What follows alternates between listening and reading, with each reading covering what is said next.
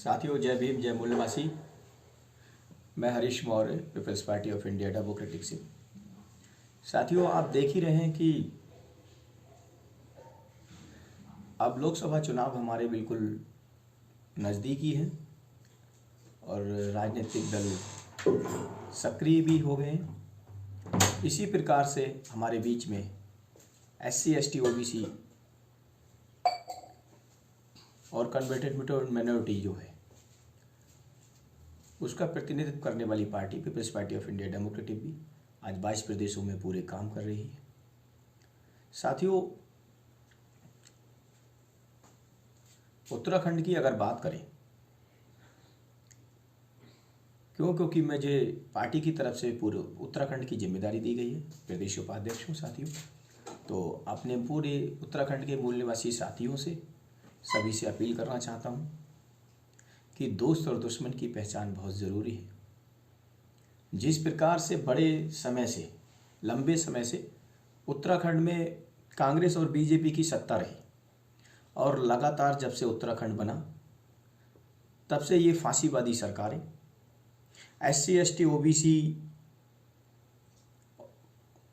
के अधिकारों पर डाका डालती रही, उनके अधिकारों को छीनती रही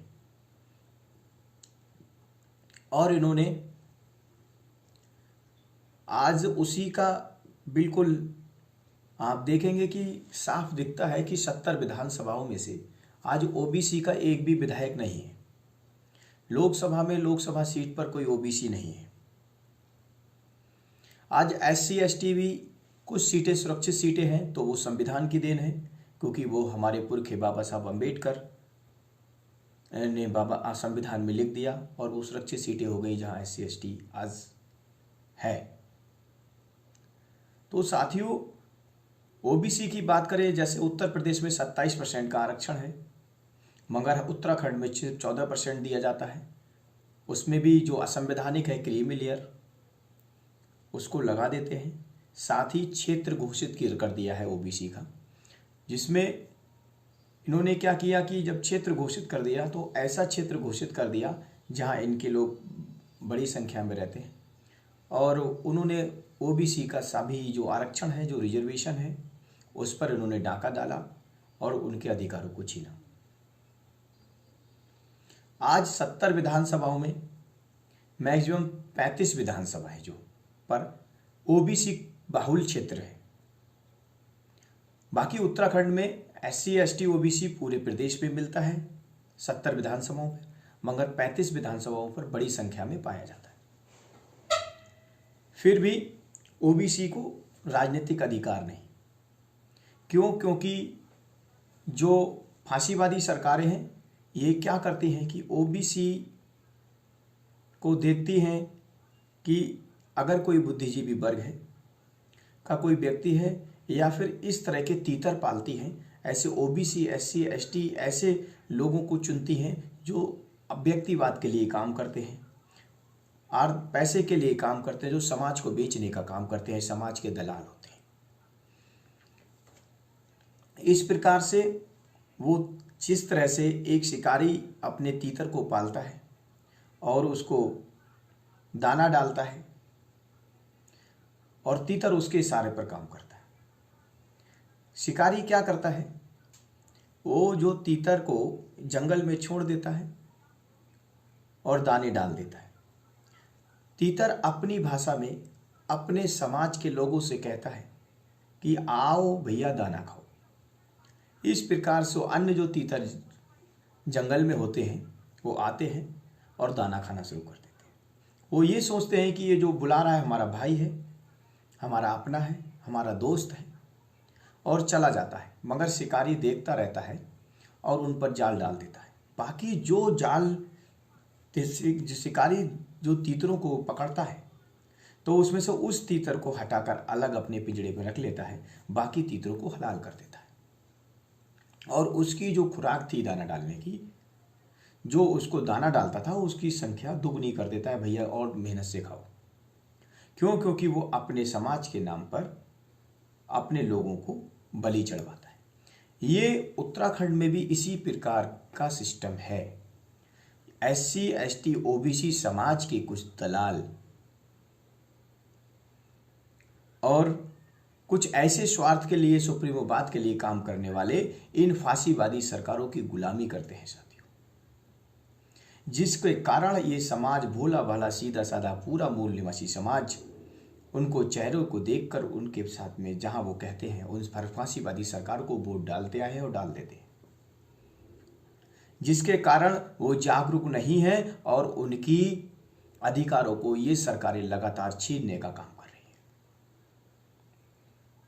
और वो पुरखे जिन्होंने उनके अधिकारों के लिए लड़ाइयां लड़ी, उनके इतिहास को मिटाने का काम कर रहे हैं।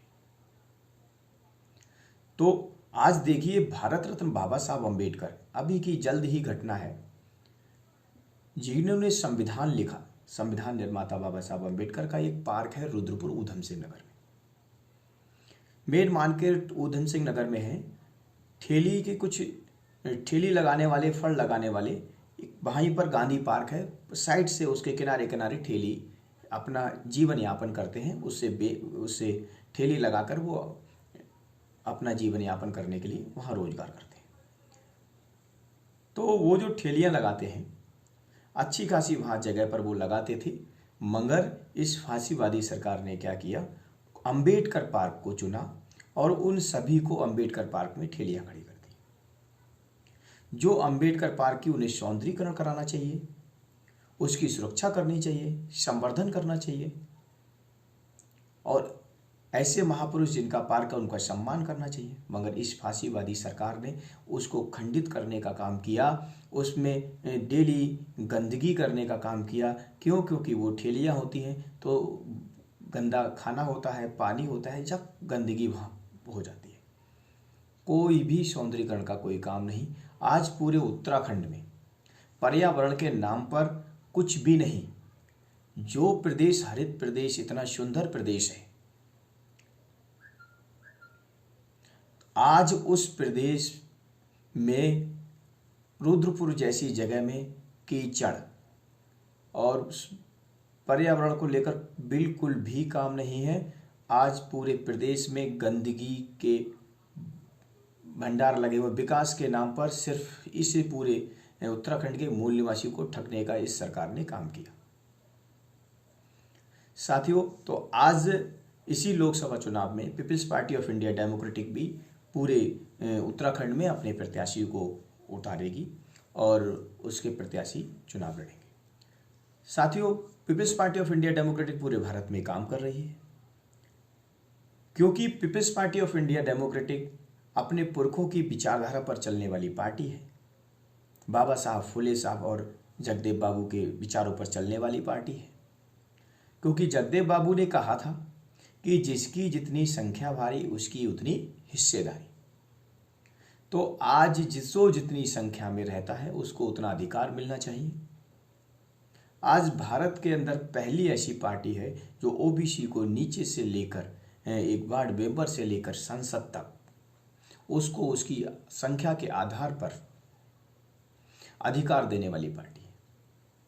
तो साथियों, पूरे इस उत्तराखंड के SC ST OBC पूरे मूल निवासी समाज से मेरी अपील है कि दोस्त और दुश्मन की पहचान कीजिए और ऐसी फांसीवादी सरकार को हटाइए, क्योंकि बाबा साहब अंबेडकर ने आपके वोट्स को ताकत दी है, आपको वो ताकत दी है कि इस फांसीवादी सरकार को, आपके जो अधिकार छीन रही है, इसको हटाना पड़ेगा। क्यों? क्योंकि ये सरकार जो है आज जिस प्रकार से आपको धर्म की अफीम पिला रही है, शिक्षा इन्होंने बर्बाद कर दी, उत्तराखंड में सामाजिक राजनीतिक अधिकार आपके छीने हुए है ये सरकार। इन सारी बातों को आपको समझना पड़ेगा। इस बार आप पूरे SC ST कन्वर्टेड माइनॉरिटी जो इस देश का मूल निवासी है, पूरे उत्तराखंड के मूल निवासियों से अनुरोध है, अपील है कि वो अपने हाथों को शिक्षा के लिए, अधिकार के लिए लड़े और दोस्त और दुश्मन की पहचान करें और peoples party of India democratic की प्रत्याशी, चाहे वो कोई भी हो, जो भी प्रत्याशी पार्टी उतारती है, उसको अपना वोट देकर मजबूत करें और अपने अधिकारों को लें। साथियों, इन्हीं बातों के साथ मैं अपनी वाणी को विराम दूंगा। जय भीम, जय मूल्यवासी, जय भारत, जय संविधान।